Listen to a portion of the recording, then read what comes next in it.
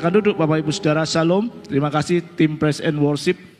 Hari ini tolong slide-nya Pak Riki, oke. Ternyata di sana nggak lihat, oke. Tidak apa-apa. Selamat tahun baru Bapak Ibu Saudara. Tidak berlebihan karena ini adalah minggu pertama di tahun baru 2026 dengan tema yang cukup berat, yaitu revival di akhir zaman. Ya, saya pikir ini tema yang cukup berat ya. Makanya saya mencoba untuk memberikan istilahnya firman Tuhan yang sederhana saja supaya kita bisa memahami bersama-sama. Kalau kita melihat di awal tahun 2026 itu bukan resolusi. Ada yang punya resolusi? Ada ya, pasti resolusinya banyak nih.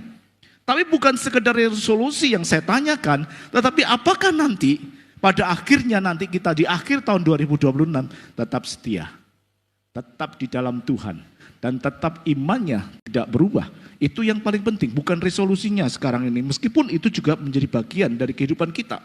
Ya, karena seperti yang disampaikan oleh Bapak Gembala kemarin, itu bukan sekedar aktivitas kalau kita bicara revival. Kalau kita berbicara tentang waktu kehendak Tuhan, itu bukan sekedar aktivitas rohani, tetapi relasional kita dengan Allah. Oleh karena itulah maka kita perlu revival di awal tahun ini untuk menata ulang kehidupan kita. Dari sekarang sampai seterusnya kita ditata ulang terus menerus dalam kehendak Tuhan, dalam rencana Tuhan.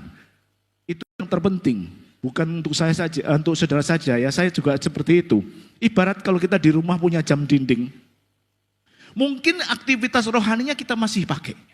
Kita masih melihat jam itu berputar jarumnya. Kita masih melihat detiknya itu masih berputar. Tetapi ternyata jamnya salah. Oh, enggak enak kalau sudah seperti itu.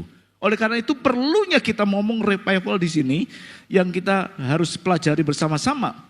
Kenapa? Karena seperti kemarin disampaikan bahwa di akhir zaman itu kasih manusia menjadi dingin. Semua orang akan mencintai dirinya sendiri. Ya.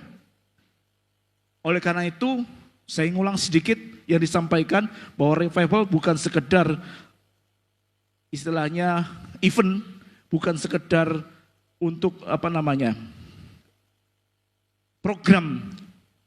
Tetapi kalau kita ngomong revival rohani, itu adalah kebangunan rohani yang sesungguhnya adalah relasional kita dengan Allah. Itu yang menjadi kunci, ya. Karena kenapa kok kita seperti itu? Karena di akhir zaman ini banyak orang merebut kita. Kita itu orang-orang pilihan loh. Kita orang-orang hebat, ya. Iblis berusaha untuk menarik kita. Iblis berusaha membawa kita. Karena kedatangan Tuhan semakin dekat di dunia ini, maka iblis berusaha mengambil kita dari kepemilikan yang sesungguhnya. Ini harus diwaspadai, bukan dengan kekerasan. Nanti kita akan belajar, hari ini saya akan ajak kita belajar bersama-sama dari satu kisah tokoh dari Alkitab, supaya kita bisa melihat ya, bagaimana cara-cara kuasa kegelapan dunia ini, sekulerisme, itu menarik kita pelan-pelan tanpa kita sadari, sehingga kita itu tidak seperti harus meninggalkan iman, tetapi perlahan-lahan iman kita sudah bergeser. Ya, kayak katak yang dihangatkan itu, ya nyaman banget. Lama-lama dia udah gak bisa keluar dan terbus. Ya kita lanjut ke slide aja kalau begitu. Kenapa kok saya katakan kita ini milik? Karena penebusan yang diberikan oleh Allah kepada kita, itu menjadikan kita adalah milik Tuhan. Ya Kak, oke. Efesus 1:14 kita dikatakan di sini, penebusan itu menjadikan kita milik. Dari dunia ini kita dijadikan milik Kristus. Karena pemilikan itu kemudian dimeteraikan dengan Roh Kudus.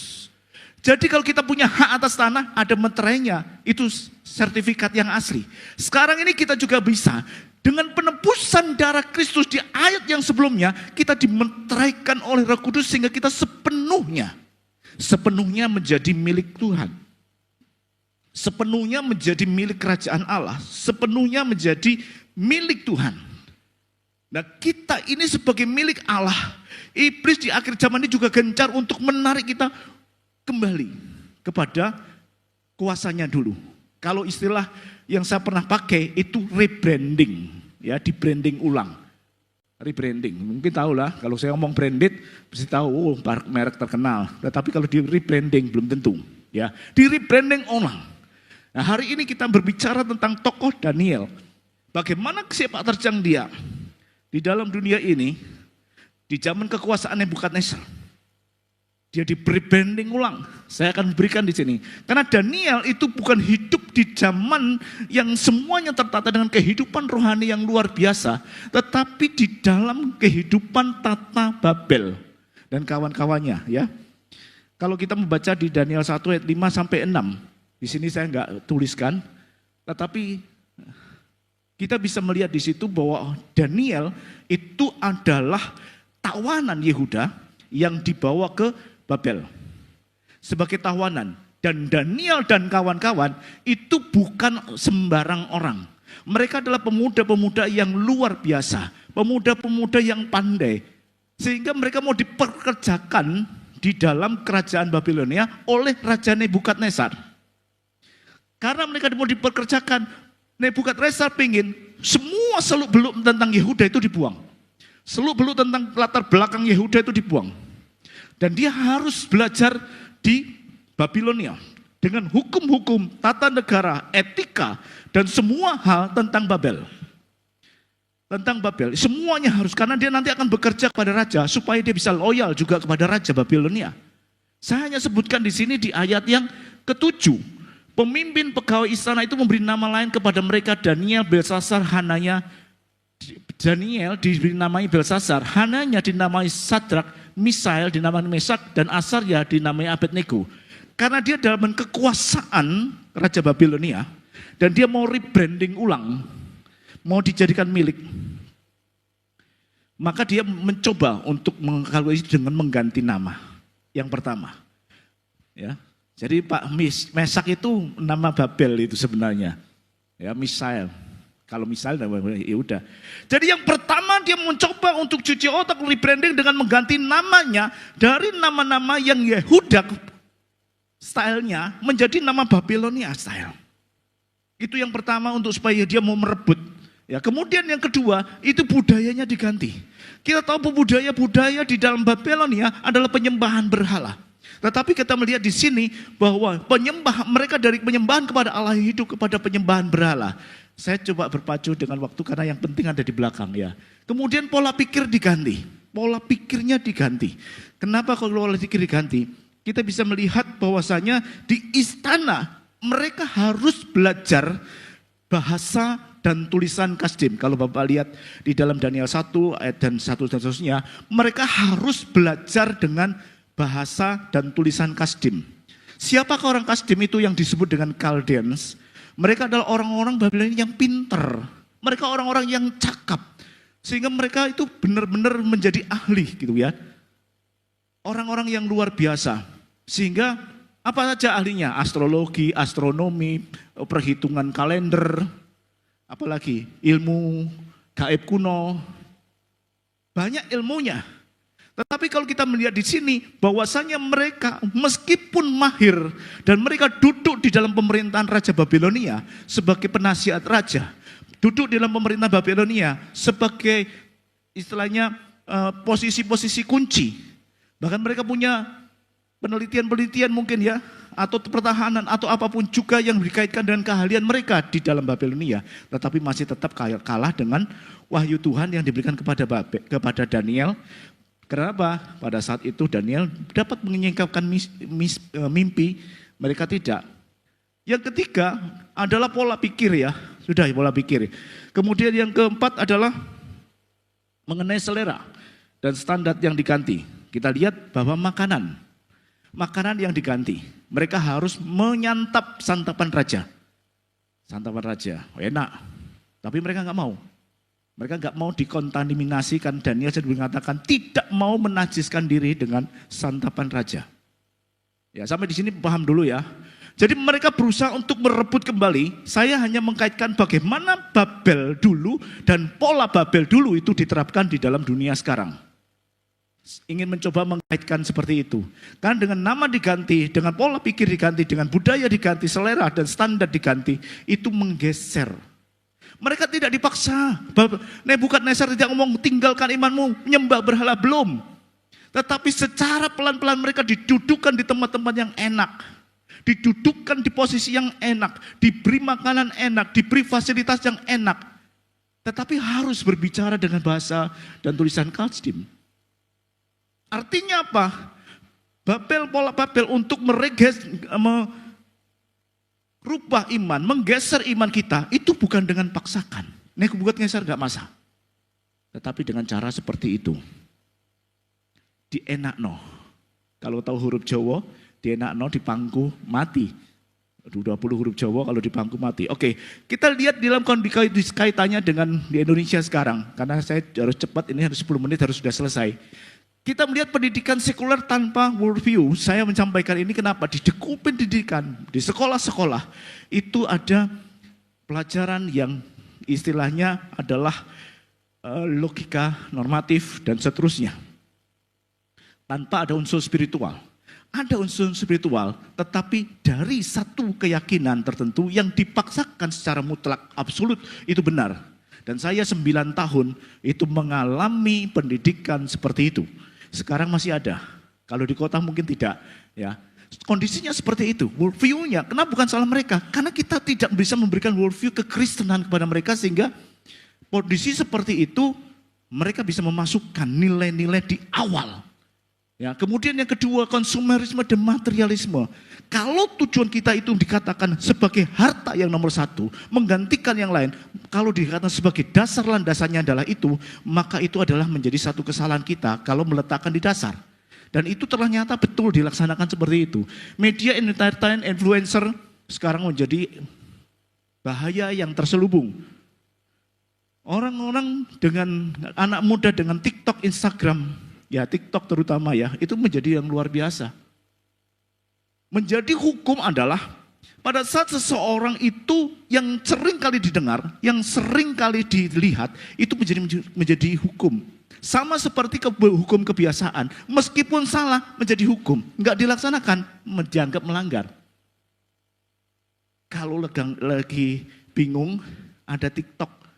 Lagi bingung ini, TikTok sampai jam 12 malam, jam 1 pagi enggak kerasa. Pikirannya hilang langsung kecapean tertidur.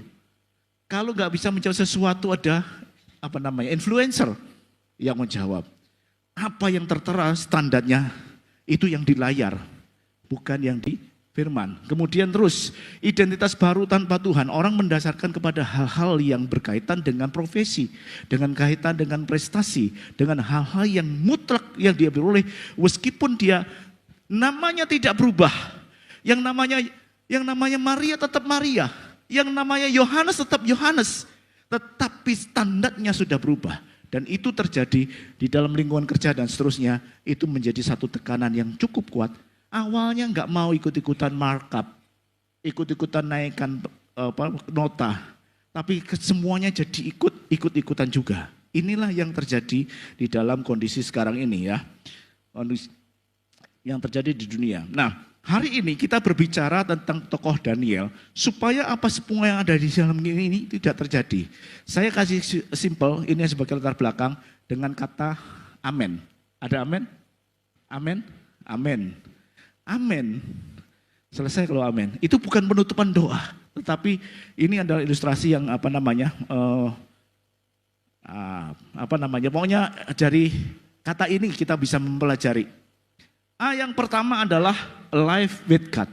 Sebagai revival. Kunci revival yang pertama adalah life with God.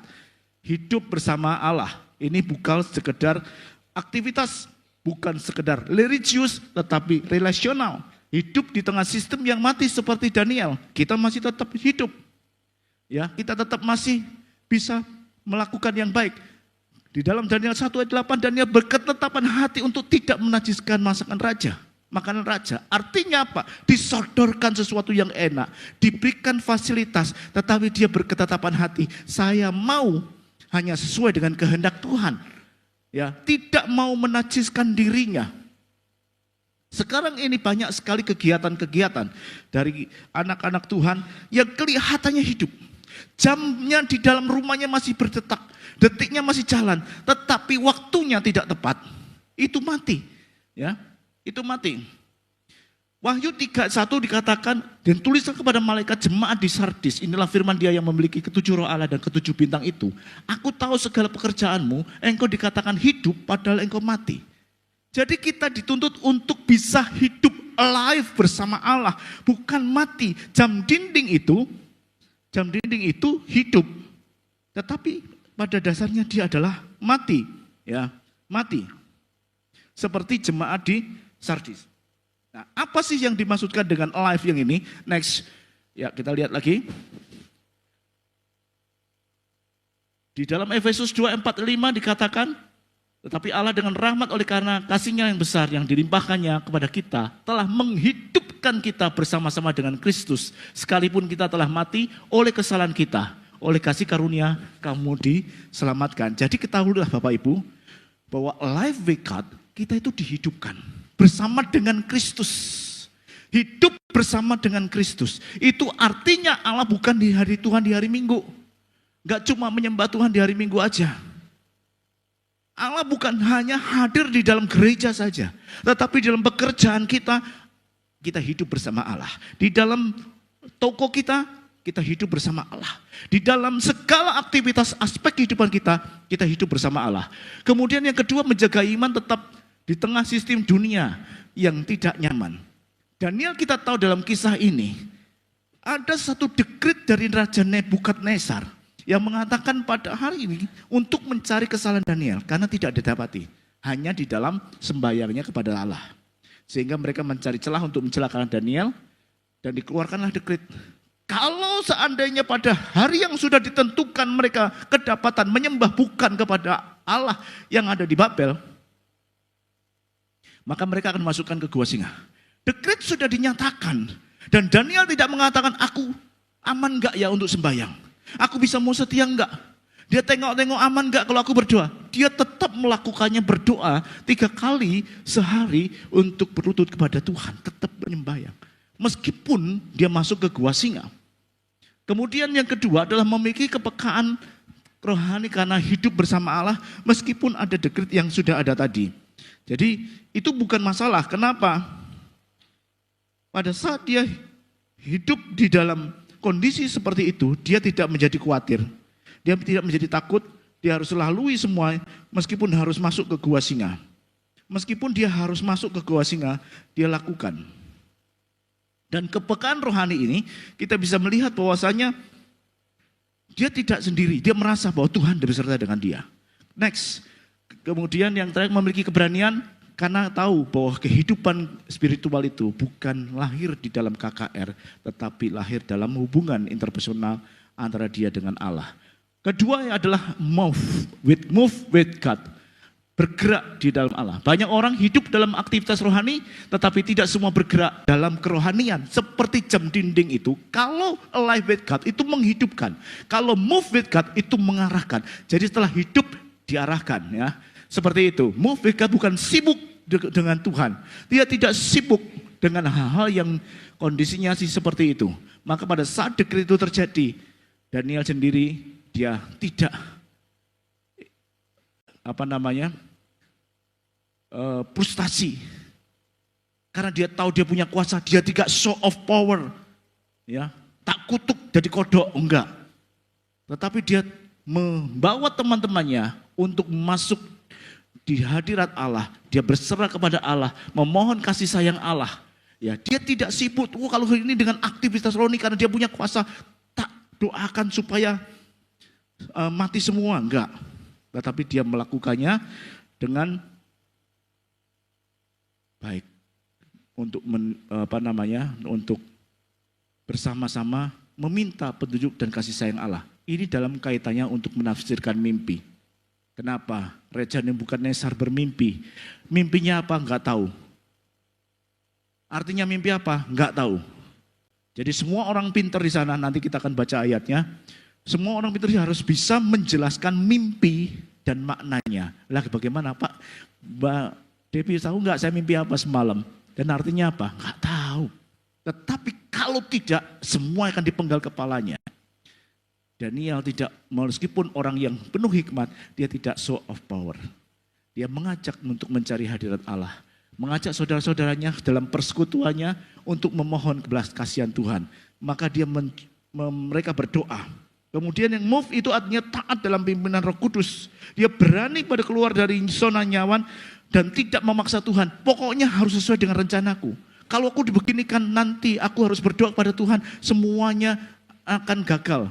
Aku berdoa supaya istilahnya bisa menyingkapkan nih, dalam nama Tuhan Yesus bisa menyingkapkan, enggak, dia memohon petunjuk Allah dan melepaskan semuanya pada rencana Allah, bukan rencananya sendiri.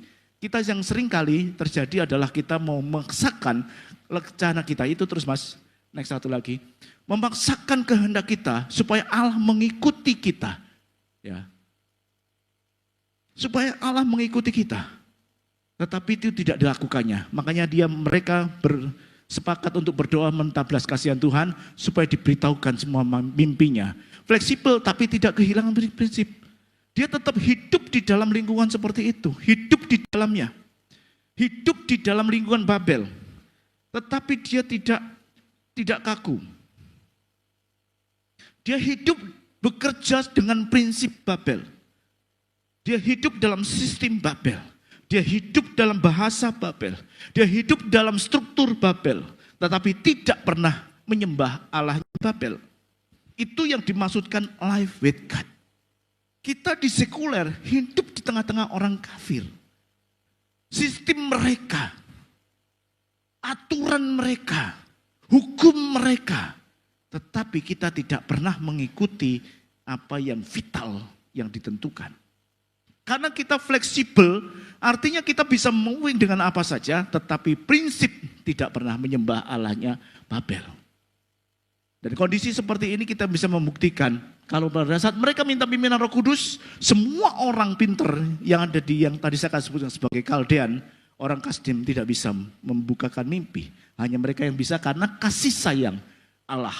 Bagaimana saudara dapat bergerak bersama Allah dalam pekerjaanmu, bergerak dalam usahamu, di dalam tekanan dan ancaman, atau bagaimana keputusanmu pada saat kritis?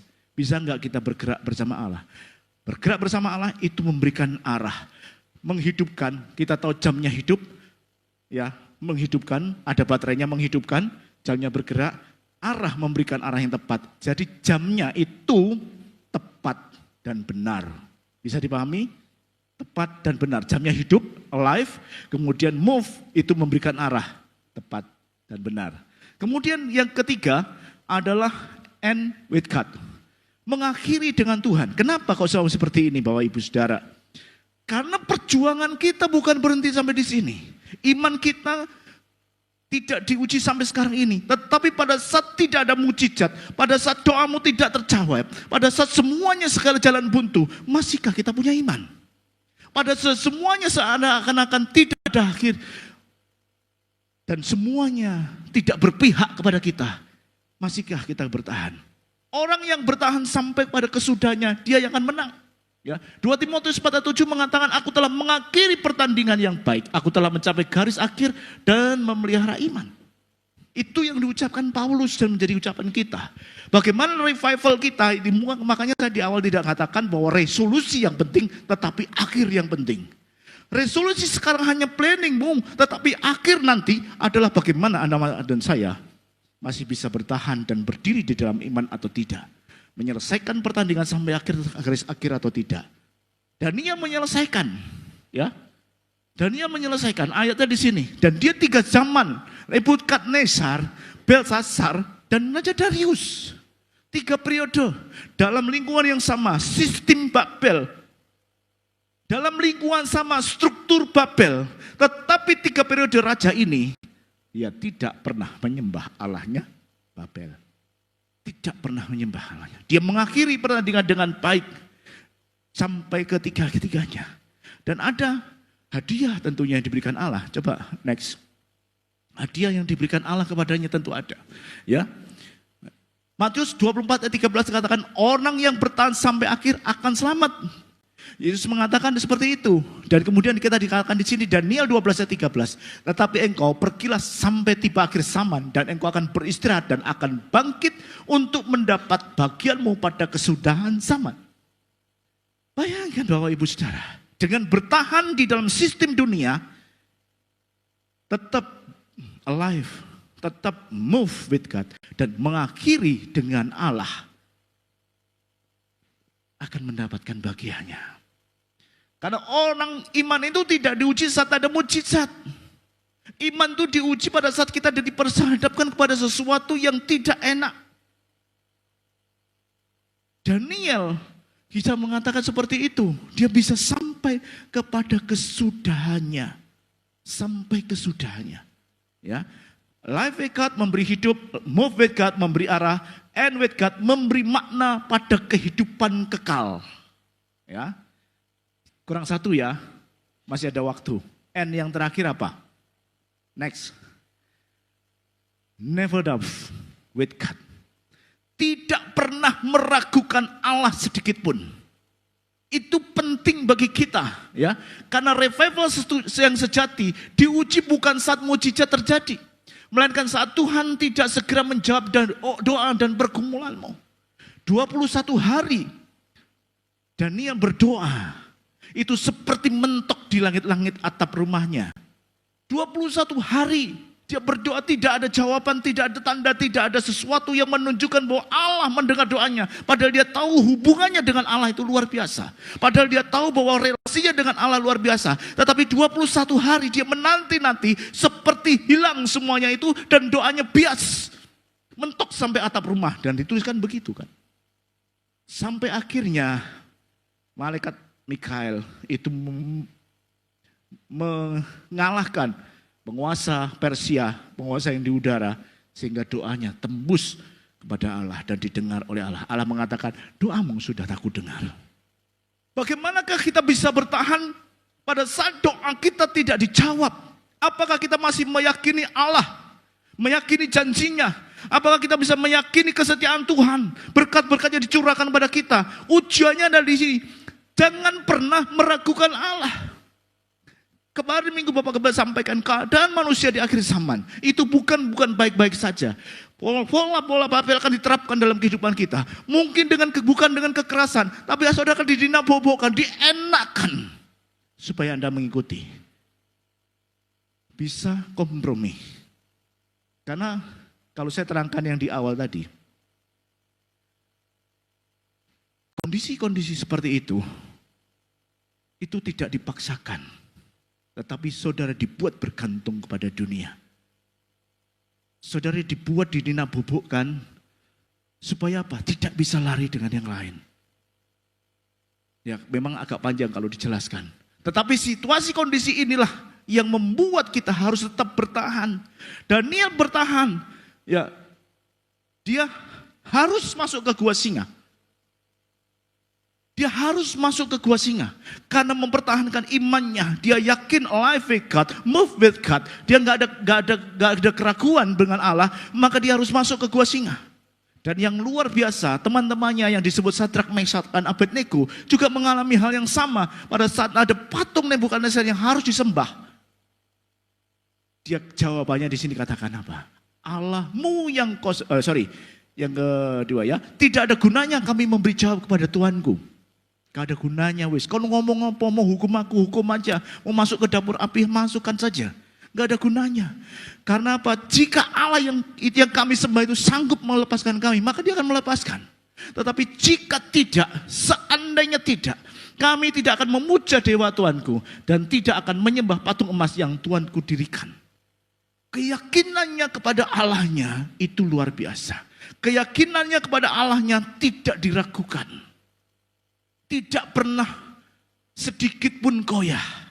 Meskipun dia harus mengalami konsekuensi dari keputusannya. Meskipun konsekuensi dari semua yang dikerjakan itu mengandung konsekuensi hukuman mati. Tetapi dia tetap untuk tidak beranjak dalam, tidak goyah kepada firman Tuhan. Tidak goyah kepada janji Tuhan. Tidak goyah dengan kesetiaan Tuhan. Tidak mau kompromi dengan pola-pola Babel. Ya. Daniel tidak bertanya, aman gak aku menyembah Tuhan? Sadrak, Meshach, dan Abednego tidak pernah bertanya, untuk kali ini saja aku tak menyembah dewa. Enggak, sama sekali tidak ada kompromi sama sekali. Ya, kondisinya seperti iman akhir zaman bukan iman yang tanpa masalah. Iman akhir zaman adalah iman yang diteguhkan, dikuatkan untuk menghadapi masalah. Iman akhir zaman bukan iman yang tawar-menawar. Iman yang tidak menghilangkan masalah, tetapi iman yang menguatkan di tengah-tengah masalah. Itu yang Tuhan kerjakan dalam kehidupan kita. Itu Tuhan yang mau dalam kehidupan kita.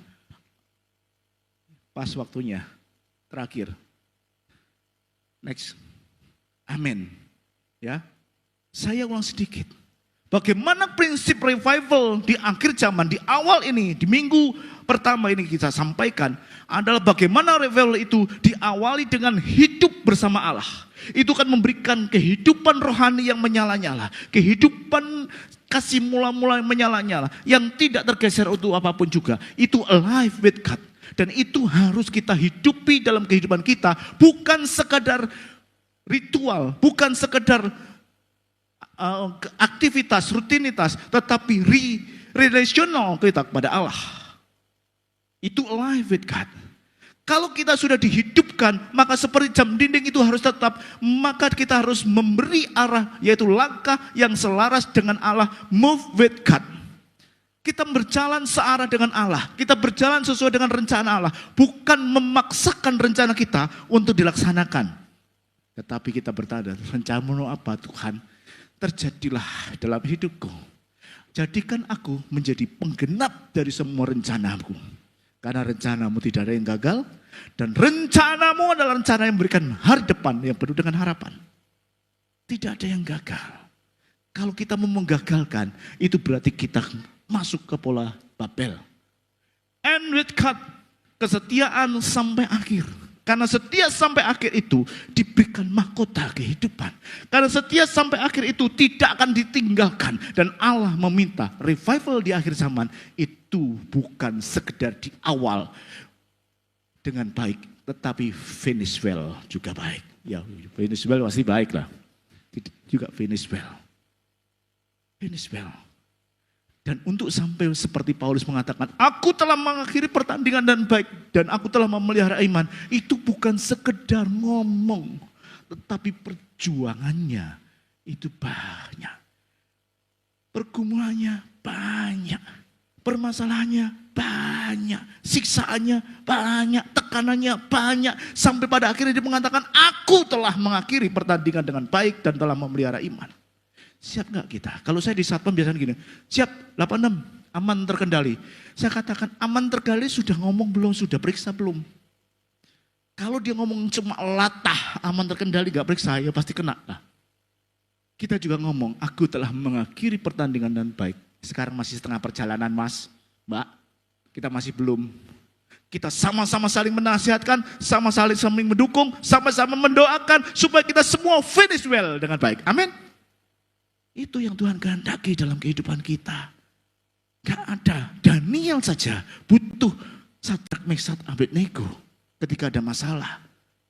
Mereka panggil berdoa bersama, minta petunjuk Allah dan kasih sayang Allah untuk kasih karunia diberikan, semua dibukakan.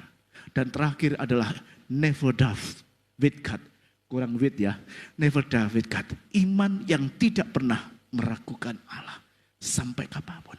Tekanannya apapun, siksaannya apapun, perjuangannya apapun, tetap yakin firman Tuhan, yakin janji Tuhan, yakin kesetiaan Tuhan.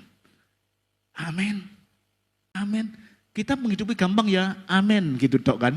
Tapi mengandung makna yang cukup dalam. Mari saya undang tim worship leader musik maju ke depan. Amin. Tetapi ini suatu makna yang harus kita hidupi sampai dengan akhir hayat kita. Bukan hanya sekedar akhir tahun. Bukan sekedar sampai akhir tahun. Tetapi sampai akhir hayat kita. Kita mau hidup terus. Kalau sekarang kita merasa mati rohani kita, kita perlu live with God. Karena apa? Allah sudah menghidupkan kita di dalam Kristus oleh penebusan. Dan kita menjadikan milik Dia dan dimeteraikan oleh Roh Kudus. Jadi harus diketahui dengan pasti, aku ini miliknya Allah. Tidak bisa di-rebranding ulang dengan dunia ini oleh Babel, pola-pola Babel dunia ini. Kemudian kalau kita menyadari kita sudah hidup, mari berjalan searah dengan Allah. Supaya jarum di jam dinding itu tetap seperti yang ada ya, tetap yang benar gitu. Kemudian kita mengakhiri dengan Allah di dalam. Sebelum mengakhiri tidak pernah meragukan Allah. Tundukkan kepala kita sama berdoa. Bapa di dalam surga, kami mengucap syukur. Firman-Mu sederhana, biarlah itu memberkati kami semuanya, termasuk hamba-Mu Tuhan. Untuk kami senantiasa boleh hidup, memiliki kehidupan rohani yang luar biasa. Bukan sekadar hubungan karena kita meritual biasa, tetapi relasional yang hidup, yang itu menghidupkan kami. Kami boleh bergerak bersama dengan Allah supaya kami tidak salah arah di dalam dunia ini. Di dalam segala hal, kami mau sampai pada akhirnya diberi kekuatan sehingga kami boleh tetap berkemenangan di dalam segala hal. Meskipun apapun yang kami hadapi, badai apapun yang kami hadapi, tetapi kami percaya kuasa-Mu tetap sempurna dan berlaku dalam kehidupan kami. Kami mau bergerak bersama Tuhan dan mengakhiri bersama Tuhan. Ajar kami untuk tidak pernah meragukan Engkau sedikit pun Tuhan. Ajar kami untuk tetap kepada Engkau meskipun kami harus menghadapi situasi dan kondisi yang tidak mengenakan. Tetapi kami percaya janji-Mu, kami percaya firman-Mu, kami percaya kesetiaan-Mu. Tuhan berikan dalam kehidupan kami dan tidak pernah berkurang. Oleh sebab itu Tuhan, teruslah berkarya dalam kehidupan kami. Teruslah Engkau memelihara kehidupan, kasih karunia-Mu di dalam kehidupan kami, supaya kami tetap di dalam Engkau senantiasa sampai kepada akhir zaman, sampai kepada akhir. Terima kasih Bapa. Kami naikkan syukur kami kepadamu di dalam nama Tuhan Yesus Kristus. Haleluya. Amin.